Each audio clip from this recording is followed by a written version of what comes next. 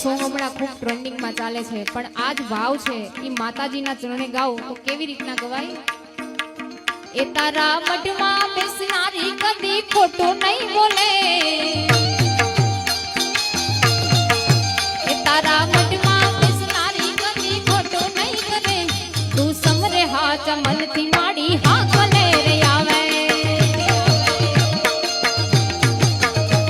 એ સમરે હાચા મનથી ખોડલ હા કલે રે આવે, એ તારા મઢમાં બેસનારી ખોડલ કમાયું બોલે,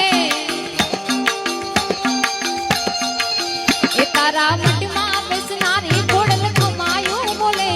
તું સમરે હાચા મનથી ખોડલ હા કલે રે આવે.